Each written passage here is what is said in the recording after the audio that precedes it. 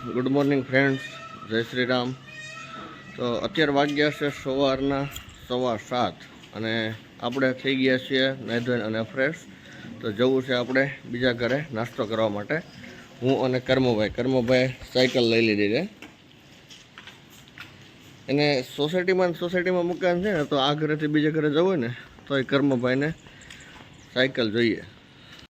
તો આપણે નાસ્તો પણ કરી અને થઈ ગયા છે ફ્રી. તો જવું છે આપણે ઠક્કરનગર કડિયા નાકે, કારણ કે આપણે એક મજૂર ઘટે છે. અમારા જાજાભાઈ કે કારીગર અને મજૂર સાતમ આઠમ કરવા અને રક્ષાબંધન કરવા ગયા હતા. તો જોઈએ અત્યારે વાર તહેવારનો દિવસો છે, મજૂર મળે છે કે નથી મળતા, જઈએ આપણે. તો આપણે પહોંચી ગયા છીએ આપણી પહેલી સાઈડ ઉપર અને ત્યાં અમારા કાકા છે એ રેતી નાખવાનું ચાલુ કરી દીધું છે. આ દિવાલ દેખાય છે પાછળ, એ દિવાલનું ખાલી આજે પ્લાસ્ટર લેવાનું છે. અને અમારા સોમભાઈ કરે છે પાલક બાંધવાની તૈયારી. સોમભાઈ આવી ગયા છે અને એણે પલ્સર ગાડી છોડાવી. પલ્સર છે કે સાઇન છે? કઈ છે સોમભાઈ? સાઇન ગાડી છોડાવી છે. રેડી? તો શેઠ હાટું પેંડા લઈ આવે છે ને, લાવવાના કેટલા કિલો એક? તો અમારા સોમભાઈ એમ કહે છે કે સાઇન ગાડી છોડાવી છે ને તો શેઠ હાટું પેંડા લઈ આવવાના. ને અત્યારમાં લાવ્યા તો નથી, આપણને લાગે છે કે ભૂલી ગયા છે લગભગ, તાડે લઈએ છીએ. તો અત્યારે વાગ્યા છે સવારના 9 અને માલ થઈ ગયો છે તૈયાર. અમારા સોમભાઈ કામ કરી દીધું છે ચાલુ. જનરલી આખા બંગલાનું પ્લાસ્ટર કમ્પ્લીટ થઈ ગયું છે અને ખાલી આ એક દિવાલ જે જગ્યાએ મીટર હતું એ જગ્યાએ દિવાલનું પ્લાસ્ટર બાકી હતું. ગઈકાલે આપણને વરસાદ નડી ગયો, નહીંતર આ કામ પણ કમ્પ્લીટ થઈ ગયું હતું. જોઈએ આજે વરસાદ ના નડે તો લગભગ ફાઇનલ થઈ જશે. તો અત્યારે વાગ્યા છે બપોરના 11:15 અને આપણે પહોંચી ગયા છીએ આપણી બીજી સાઈડ ઉપર. એ જગ્યાએ ખાલી દિવાલ બનાવવાનું કામ છે ચાલુ છે. તો આપણે 500 ઈંટ તો મંગાવી હતી અને 4 થેલી સિમેન્ટ મંગાવી હતી. તેમ છતાં અમારા હજારામ કે ભાઈ સિમેન્ટ અત્યારે ઘટશે, તો આપણી ઇકોમાં અત્યારે 50 ઈંટું અને સિમેન્ટ લઈ આવી અને આપણે સાઈડ ઉપર આપી દીધી છે, જેથી કરીને કારીગર અને મજૂરની લાઈન ચાલુ રહીએ. ચણતર અત્યારે થઈ જવા આવ્યું છે અને બંને સાઈડ, અંદર અને બહારની સાઈડ બંને સાઈડ પ્લાસ્ટર કરવાનું છે સિંગલ કોટ. અત્યારે વાગ્યા છે બપોરના 3:30 અને આપણે પહોંચી ગયા છીએ આપણી ત્રીજી સાઈડ ચાલુ છે. એ જગ્યાએ ઉપર ફળાપીઠનું ચણતરનું કામ ચાલુ છે. જ્યારે આ સાઈડ ઉપર આવીએ ને આપણે, ત્યારે વરસાદ ફૂલ આવવાની તૈયારી હોય અને અમારા માણસોએ તે દિવસે જ માલ વધારે ખાપ્યો હોય. આ જોઈએ છીએ ઉપર અમારા દિનેશભાઈ અને જીવાભાઈએ કેટલું કામ કર્યું છે અને કેટલોક માલ ખાપ્યો છે. ઉપર જઈએ અને જોઈએ. તો અત્યારે સીડી કેબિનનું ચણતર કમ્પ્લીટ થઈ ગયું છે. એમની 7 ફૂટની હાઈટ રાખવામાં આવી છે અને આગળની પળાપીઠનું ચણતર ચાલુ છે. સીડી કેબિનની સાઇઝ છે ને એ બાજુવાળાના સીડી કેબિનની સાઇઝ કરતાં ઘણી બધી મોટી રાખવામાં આવી છે અને એક દરવાજો આપવામાં આવ્યો છે, એક નાની એમથી બારી આપવામાં આવી છે, એક આગળના ભાગમાં પણ બારી આપવામાં આવી છે. તો અત્યારે વાગ્યા છે સાંજના 8 અને આપણે પહોંચી ગયા છીએ ઘરે. 3 ઇંચ સાઈડ ઉપર આપણે માણસોને નવરા કરી અને ત્યાર પછી એ હોય ગયા એના ઘરે ને આપણે પહોંચી ગયા આપણા ઘરે. ઘરે પહોંચ્યા ત્યાં અમારા બાળકોની ફરમાઈશ હતી કે કાકા અમારે ભાજી પાવ અને પુલાવ ખાવા છે. અમારે બીજે ભાઈઓને તો સાતમ આઠમ હતી, એટલે સાતમ હતી એટલે એમને તો ટાઢું ખાવાનું હતું, ઘરે કંઈ ભાજી બનાવાય નહીં. તો આપણે નીકળી ગયા ગાડી લઈ અને ભાજી લેવા માટે. તો બાળકોને જમણવાર થઈ ગયું છે ચાલુ. અમારા ધર્મભાઈ તો ઠંડા પાવ કરી દીધા છે ચાલુ અને પુલાવમાં કાજુ ગોતીને ખાય છે. અમારા કર્મભાઈને ભાજી બહુ પ્રિય છે, તો ભાજી અને પાવ થઈ ગયા છે ચાલુ. તો અમે બેસી ગયા છીએ ભાજી પાવ અને પુલાવ ખાવા માટે. દાદા માટે શ્રાવણ મહિનો છે, તો દાદા માટે કેળા અને સિંગ બંને આપણે લાવ્યા છીએ. અને જે બાયુ છે એમને આજે તાઢી સાતમ છે, તો એમના માટે થેપલા અને દહીં અને બધું આગલા દિવસે બનાવેલું સ્ટોકમાં પડ્યું છે. તો ચાલો બધા ભાજી પાવ પુલાવ ખાવા માટે. તો અત્યારે વાગ્યા છે સાંજના 9 અને અમે આજે જમી કરવી અને વહેલાસર ફ્રી થઈ ગયા છીએ. તો સામેની સાઈડ રહેતા પાડોશી હતા રવજી દાદા, એને ત્યાં અમે લગભગ ઘણો સમય થયા ગયા નથી અને મારા કાકા એમને ત્યાં ઘણો સમય થયા ગયા નથી. તો આજે બાયુની બધાને રસોઈ બનાવવાની નહોતી, તો કીધું હાલો આપણે ત્યાં આંટો મારી આવી. હું તો લગભગ જમવા પહેલાં તૈયાર થઈને બેઠો હતો, પણ અમારે બાયુ છે ને હજી તૈયાર નથી થઈ. જો ચાંદલો ચોંદડી બંગડી બોપટી બધું ચાલુ છે. બાયુને આ તો ખાલી ગામમાં બેસવા જવાનું છે. જો કોઈ પણ પ્રસંગમાં બેસવા જવાનું તો વિચાર કરી લો તમે, આપણે કેટલો એને તૈયાર થવા માટેનો સમય આપવો પડે. જો ભાઈ અહીંથી તોફાન થઈ ગયા છે ચાલુ. અમારે જે જગ્યાએ બેસવા જવાનું ને એ જગ્યાએ છે ને એ લોકોને ફોન ન કરી નકર એ લોકો એમ કે આજે અમે બહાર જવા નથી નહીં આવતા. તો અમે પહોંચી ગયા છીએ અમારા રવજી દાદાને ત્યાં જવા માટે. આ એમનો ફ્લેટ છે. મસ્ત મજાનું લાઇટિંગ છે. નાઇટમાં એકદમ મસ્ત વ્યૂ આવે છે. જો પેલા કોઈ પણ જગ્યામાં જઈને તમારે ભુરિયાભાઈને ધમકી આપવી પડે. ભુરિયાભાઈ ત્યાં તોફાન કોઈ જ ના થવાનો થયો. હા હે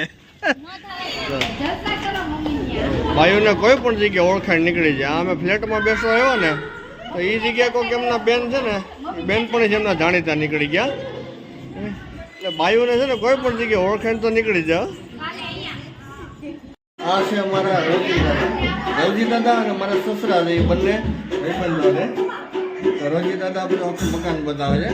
એમનું 4 BHK મકાન છે. રવજી દાદા તબલા લઈ આવ્યા છે. છોકરાને વગાડવાનું કહે છે.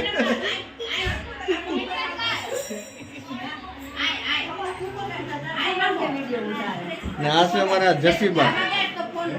મારા બા અને જસીબા બે ખાસ બેનપણી છે. તબલા વગાડે છે ને બધા દર્શક મિત્રો અત્યારે તબલા જોવે છે. હવે પાર્ટી બદલે છે. આવી જાઓ ભાઈ ધર્મભાઈ. હા ધર્મભાઈ અને રામુભાઈ બે ભાઈબંધો છે. ખાસ ભાઈબંધ બે ના તોફાન હરકા છે. બે ના સેમ તોફાન છે. લગભગ રામુભાઈ આ તબલા લેવડાવાય છે. રામુભાઈ તો ખેલાડી છે.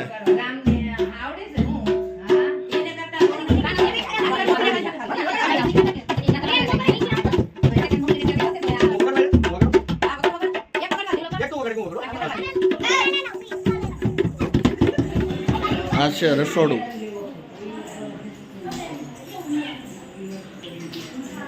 સામે પૂજા રૂમ છે. એકવાર ચાનો રાઉન્ડ તો લાગી ગયો છે. તો અમારા રવજી દાદા કે ભાઈ અત્યારે ઘણા સમય પછી તમે આવ્યા છો તો એક વખત આઈસ્ક્રીમ પણ થઈ જાય કે તો બધા અત્યારે આઈસ્ક્રીમ પાર્ટીમાં લાગી ગયા છે. ચાલો બધા આઈસ્ક્રીમ ખાવા માટે. અત્યારે વાગ્યા છે રાતના 11:15 અને અમે પહોંચી ગયા છીએ અમારા કાકાને ત્યાં.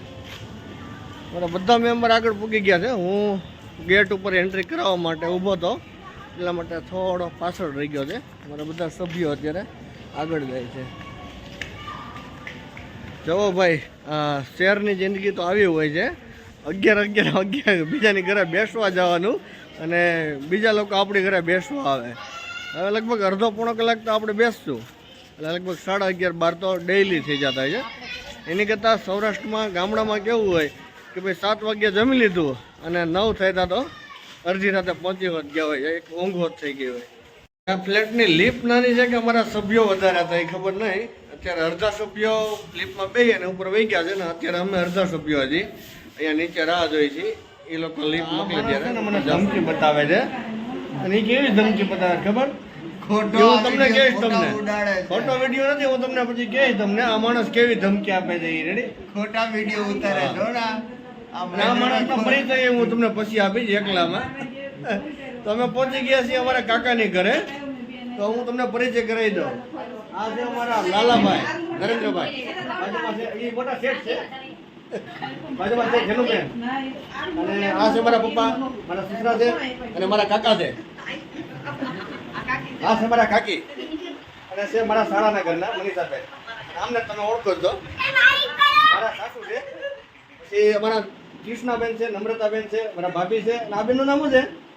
મને નથી આવડતું. દ્રષ્ટિબેન. હા દ્રષ્ટિબેન. આ બેનનું નામ દ્રષ્ટિબેન છે. અને આ છે અમારા નાના ભાઈ નરેન્દ્રના ઘરના. અને આ બીજો પણ તમને બતાવી દો. આ શેઠનો થોડોક આગેથી પરિચય કર્યો હતો આપણે. આ છે નરેન્દ્રભાઈ. એટલે આ સરકાર અત્યારે રાત થઈ ગઈ ને એટલે થોડી બેટરી લો થઈ ગઈ હોય. વાળી જોઈ થોડીક વારમાં લગભગ તો તોફાન ચાલુ થઈ જાય.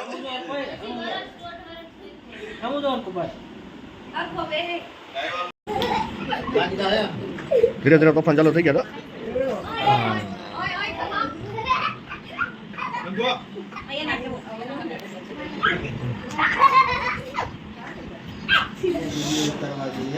તો અત્યારે વાગ્યા છે રાતના 11 અને અમારા જતીનભાઈ પરાણે આખી રકેબી ભરી દીધી છે ચાની.